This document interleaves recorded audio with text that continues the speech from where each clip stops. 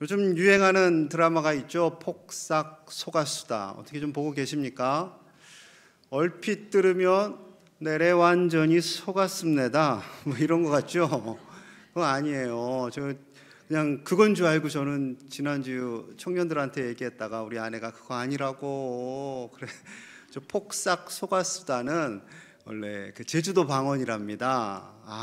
정말 수고하셨습니다. 정말 애쓰셨습니다라는 표현이래요.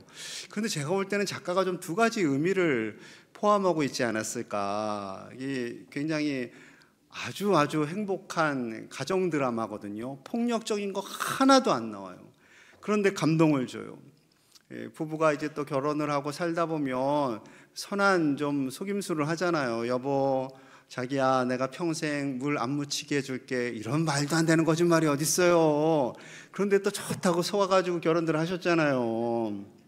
행복하시죠. 이제 그래서 전 그건 줄 알았는데 그게 아니라는 거예요. 평생을 살아오면서 정말 여보 수고했습니다, 정말 고생했습니다 라는 의미인 거예요. 서로 좀 그런 격려했으면 좋겠어요. 좀 더 내용을 말씀드리면 그 1950년대 후반부터 2000년대까지 제주도에서 있었던 일들을 이제 묘사한 거예요. 가난한 가정, 상처가 있는 가정, 너무나 아픔이 있는 가정. 그래서 부부 갈등도 있고 고부 갈등도 있고 부모와 자녀 갈등도 있고 연인들 간의 갈등도 있는데 이것을 풀어가는 것은 사랑입니다. 그냥 사랑이 아니라 희생의 사랑, 아버지의 희생의 사랑, 어머니의 희생의 사랑이 가정을 따뜻하게 만들어가는 거예요. 그리고 4대가 등장해요. 4대. 증조, 할머니, 그리고 할아버지, 할머니, 아빠, 엄마, 그리고 손주. 그러니까 4대가 등장하니까 청소년도 볼 수 있고 청년도 볼 수 있고 중장년도 다 볼 수 있을 것 같아요. 아니, 목사님이 뭐 드라마 회사에서 좀 받으셨나? 안 받았어요? 안 받았어요. 근데 아쉬운 것은 MBC, KBS, SBS에서 안 하고 넷플릭스에서 해요. 또 어디서 또 목사님이 드라마 보랬는데 왜 드라마가 안 하냐?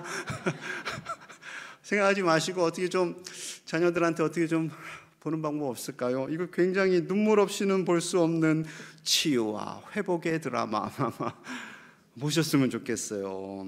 왜 이런 얘기를 하냐면요, 우리 K-드라마, K-영화, K-음식, K-팝, K-노래죠, K-패션, 이 지역을 세계를 아우르고 있어요. 너무나 큰 자랑거리죠. 외국에 있는 청년들이 드라마나 한국 드라마나 한국 영화 보다가 한국어를 배웠다고 이야기도 합니다.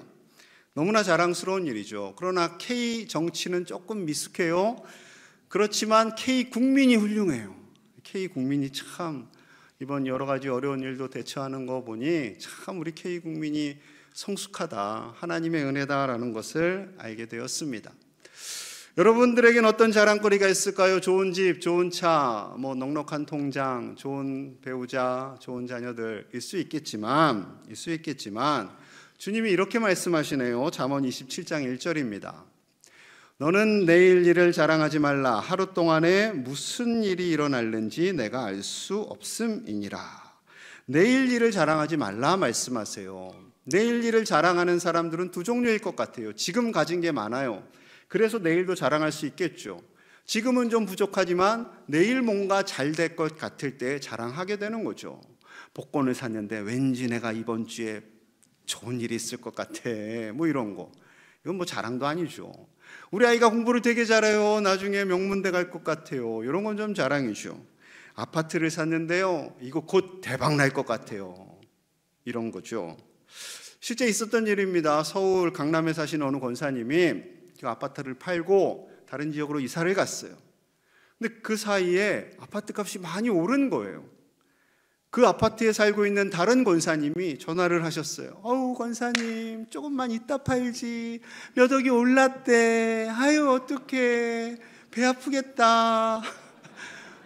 그러면서 나는 이번에 우리 아들이 크루즈 여행 보내줬잖아. 권사님, 크루즈 여행 가봤어? 너무 좋더라. 그래서 막 자랑을 하고 끊었대요. 그러니까 이사하신 권사님이 이렇게 결단했답니다. 이 에펜네하고 내가 손절해야지. 여러분, 하나님께서 조금 자랑에 대해서 강하게 말씀하신 곳이 있어요. 야고보서 4장 16절입니다. 이제도 너희가 허탄한 자랑을 하니 그러한 자랑은 다 악한 것이라. 악한 것이라. 이 세상의 자랑들, 돈, 명예, 권력, 성공, 이러한 자랑들이 하나님 보시기에는 심지어 악한 것이다 라고까지 말씀을 하세요. 물론 사랑하는 남편이 평생에 한 번 명품 가방 해준 거 그럴 수 있죠. 그런데 매일매일 교회 갈 때마다 옷장 앞에서 패션쇼를 하거나 그러면 이것은 선하지 않다라는 거죠. 여러분, 우리의 생각 속에, 우리의 언어 속에 어떠한 것들이 주로 나타나는지를 보셔야 돼요. 늘 저분을 만나면 늘 돈 얘기밖에 안 해. 그럼 저분의 가치는 돈인 거예요. 저분은 늘 만나면 아들 자랑밖에 안 해. 그럼 저분의 가치는 아들인 거죠. 여러분은 어떤 자랑하세요? 성경에 등장하는 믿음의 대가들, 오늘 세 분을 좀 살펴보려고 하는데 이분들의 자랑은 무엇이었을까요? 먼저 소개할 분은 오늘 본문에 등장하는 예레미야입니다.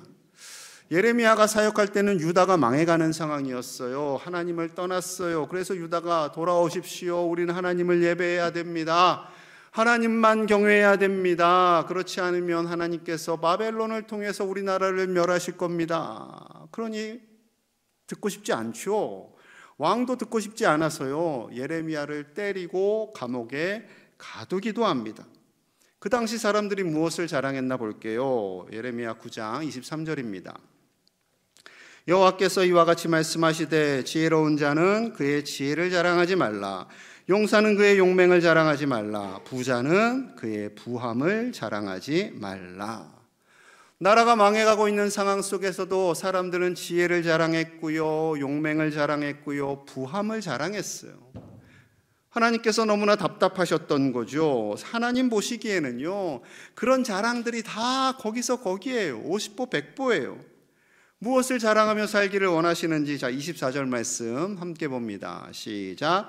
자랑하는 자는 이것으로 자랑할지니 곧 명철하여 나를 아는 것과 나 여호와는 사랑과 정의와 공의를 땅에 행하는 자인 줄 깨닫는 것이라.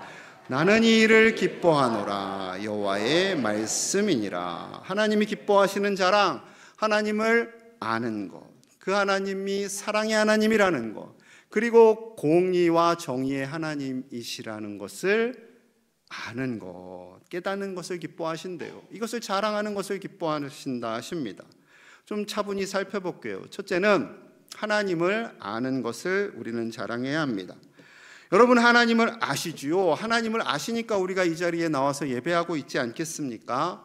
그런데 하나님을 더 알라라고 말씀하세요. 이 안다라는 성경 원어의 의미는 부부가 결혼해서 오래 살고 서로의 느낌, 서로의 숨소리, 서로의 눈빛, 그 언어의 뉘앙스까지도 다 아는, 그 정도로 하나님을 아는 것을 의미하고 있습니다.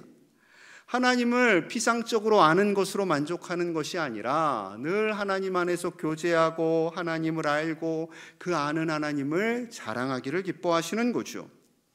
하나님을 알지 못하고 세상의 것을 자랑하는 사람들에 대해서는 이렇게 말씀하세요. 자, 시편 49편 6절에서 8절입니다.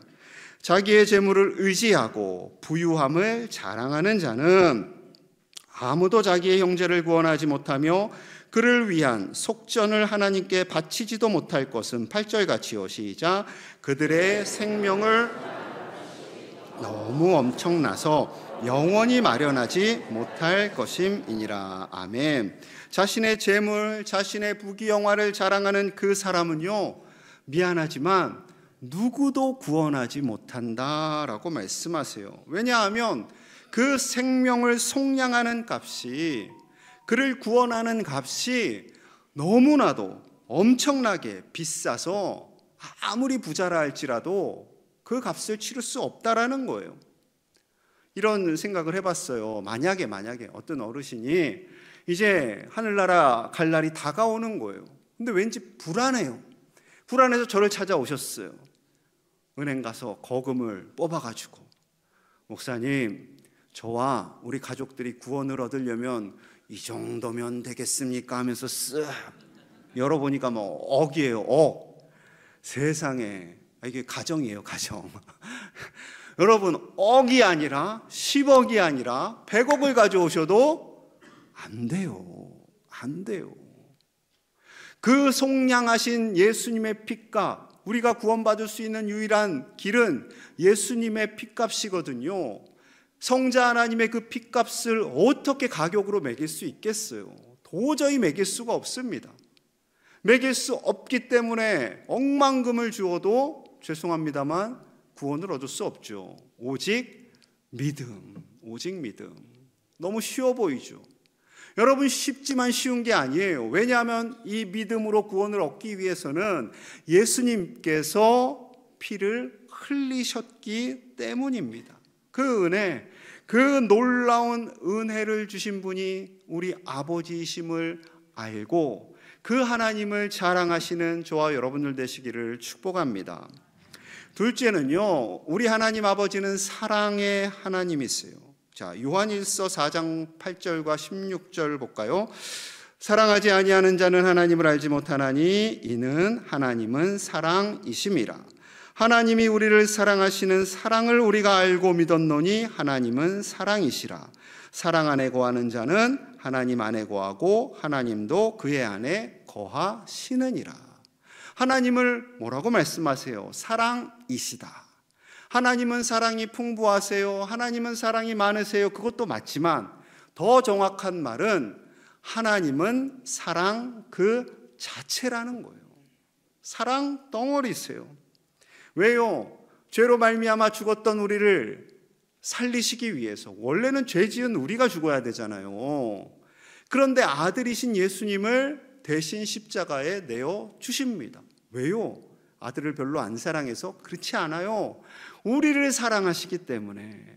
우리를 사랑하시기 때문에. 그리고 그 아들, 너무나 사랑하는 그 아들을 십자가에 내어주시고 피를 흘려 우리를 용서하십니다. 하나님의 사랑은 여기서 멈추지 않아요. 부활을 주셨어요. 영생을 주셨어요. 그래서 영원히 우리와 함께하고 싶어 하세요. 우리와 함께하고 싶어 하세요. 그래서 천국을 예비하시고 이리 와 우리 다 같이 영원히 함께 살자 말씀하시는 거죠. 이것이 하나님 아버지의 사랑입니다. 그 사랑을 깨달으면 하나님을 자랑할 수밖에 없고요, 예수님을 자랑할 수밖에 없는 거죠. 그 사랑을 부어주신 하나님을 자랑하시는 저와 여러분들 되시기를 축복합니다. 셋째는요, 우리 하나님은 정의와 공의의 하나님이시다 말씀하세요. 이 세상을 바라보면 때로는 죄와 악이 횡행하는 것 같습니다. 그리고 몇 달 전에 큰 어려움이 있었잖아요, 우리나라. 그런데 하나님께서 이 모든 것들을 정리해 가시잖아요. 때로는 자고 일어나면 놀랄 뉴스들이 있어요. 그래서 하나님께 토로하기도 하죠. 하나님, 왜 이렇게 세상이 악합니까? 왜 이렇게 세상이 불의합니까? 그것은 죄가 우리 안에 들어왔고 죄가 세상을 오염시켰기 때문이죠. 그러나 우리 하나님은 어떤 하나님이실까요? 신명기 32장 4절의 말씀이 이러합니다. 그는 하나님은 반석이시니 그가 하신 일이 완전하고 그의 모든 길이 정의롭고 진실하고 거짓이 없으신 하나님이시니 공의로우시고 바르시도다. 7가지 표현을 썼어요. 근데 다 같은 표현이에요. 하나님은 정의롭고 공의로우십니다. 이 표현을 반석으로 비유하시고 완전하다 하시고 다 다른 단어를 썼지만 그 정도로 하나님은 공의와 정의를 이루어 가시는 하나님이시다라는 거죠. 사랑만 강조하게 되면 어떻게 될까요? 사랑만 강조하다 보면 방임하게 되죠. 사람의 죄성이 그래요.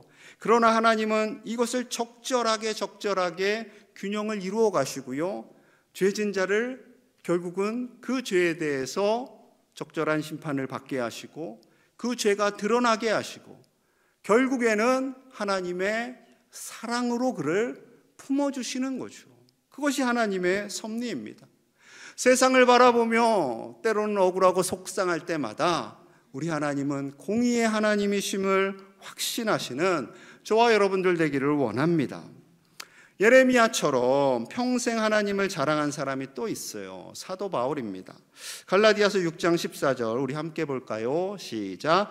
그러나 내게는 우리 주 예수 그리스도의 자랑할 것이 없으니 그리스도로 말미암아 세상이 나를 대하여 십자가에 못 박히고 내가 또한 세상을 대하여 그러하니라. 아멘. 사도 바울, 이 사도 바울은 십자가를 자랑하겠다, 예수님의 십자가만을 자랑하겠다라고 고백합니다. 이 십자가라는 표현에는요, 부활도 함께 들어있어요.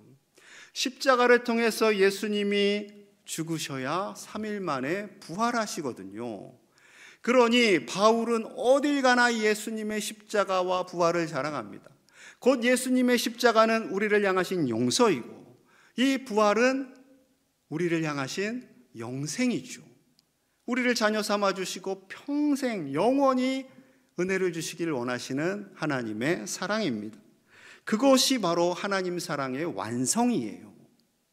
사도 바울은 굉장히 세상적으로 볼 때는 잘 나가던 사람이었어요. 2000년 전에 로마 시민권, 모두가 갖고 싶어하는 로마 시민권을 가졌고 집안이 좀 살았어요.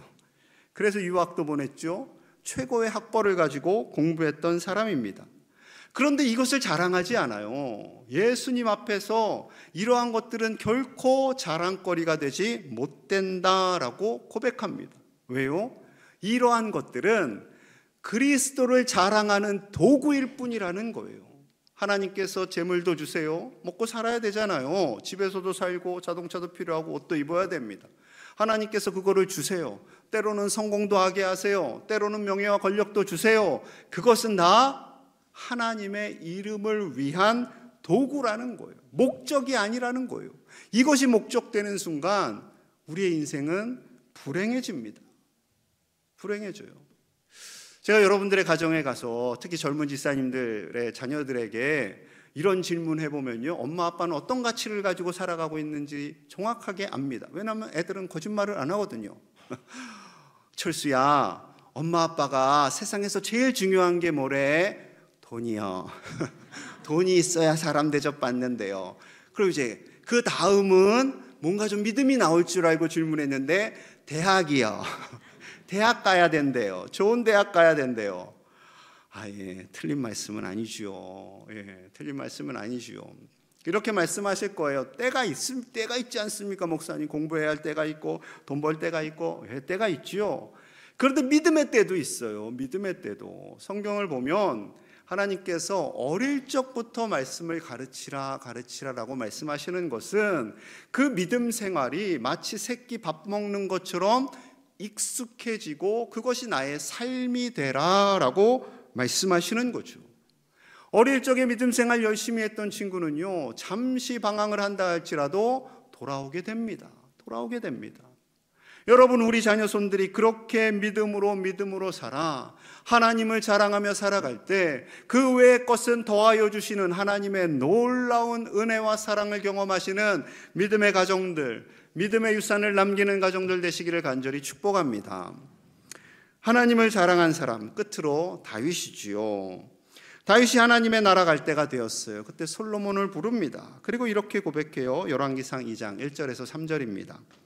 다윗이 죽을 날이 임박함에 그의 아들 솔로몬에게 명령하여 이르되 내가 이제 세상 모든 사람이 가는 길로 가게 되었노니 너는 힘써 대장부가 되고 3절 함께요. 내 하나님 여호와의 명령을 지켜 그 길로 행하여 계명과 율례와 증거를 모세의 율법에 기록된 대로 지키라. 그리하면 내가 무엇을 하든지 어디로 가든지 형통할지라. 아멘.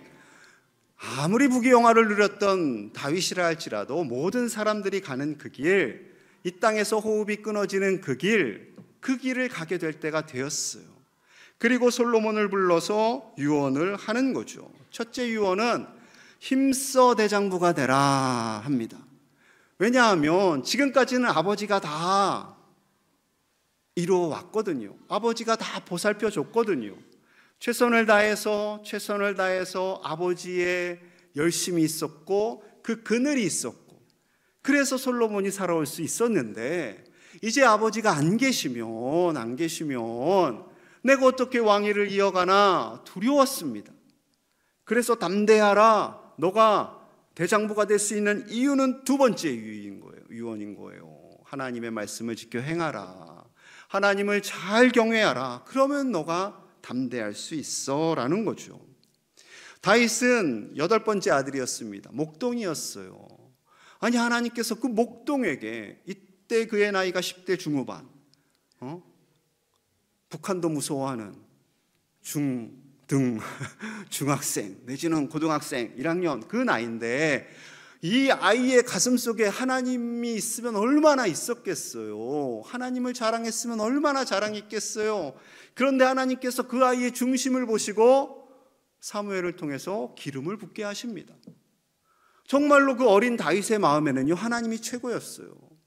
때로는 양을 지킬 때 곰이 나타납니다. 싸워 이깁니다. 하나님께서 해주셨어. 하나님 감사합니다. 늘 하나님을 바라봐요. 늘 하나님을 예배해요.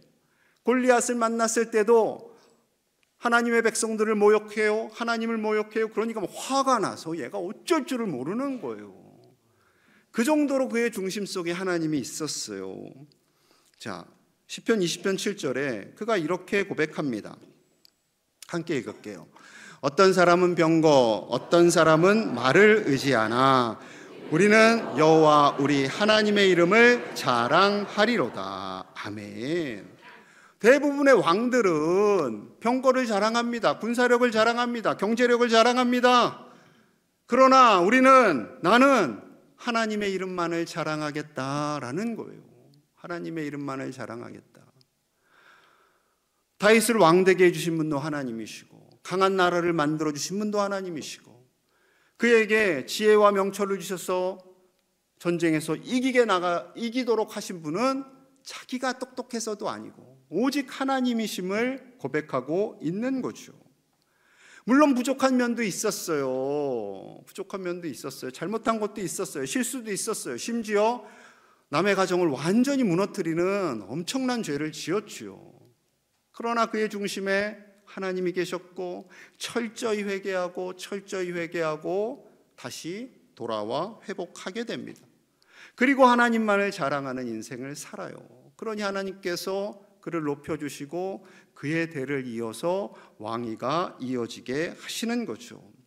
사랑하는 여러분, 하나님을 자랑하실 수 있기를 간절히 소망합니다.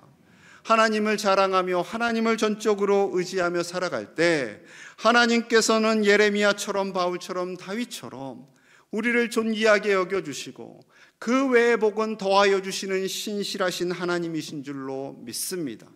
이 놀라운 하나님의 사랑, 이 복을 태신자들과 잃은 양들에게도 전하셔서 그들도 돌아와 이 복을 누리게 되는 은혜가 있기를 간절히 소망합니다. 하나님께서 주시는 그 놀라운 은혜와 사랑이 가득하여서 하나님만을 높이며 하나님만을 자랑하는 우리 재례 가족들 다 되시기를 간절히 축복합니다. 우리 함께 마음을 모아서 기도하겠습니다. 하나님, 우리를 사랑하시는 하나님, 예수님을 우리에게 보내주셔서 감사합니다. 예수님으로 우리를 구원하여 주셔서 감사합니다. 우리 모든 가족들, 부모님, 배우자, 자녀손들이 하나님을 자랑함으로 이 땅에서와 영원히 하나님의 복을 받는 자들 되게 하여 주시옵소서. 우리가 기도하는 태신자들, 잃은 양들도 돌아와 용서함 받고 하나님의 복을 받는 자들 되게 하여 주옵소서. 우리나라를 사랑해 주셔서 감사합니다. 하나님을 두려워하는 예비된 자가 나라를 다스릴 수 있도록, 대통령과 위정자들이 될 수 있도록 우리나라를 긍휼히 여겨 주시옵소서. 예수님 이름 받들어 간절히 기도하옵나이다. 아멘.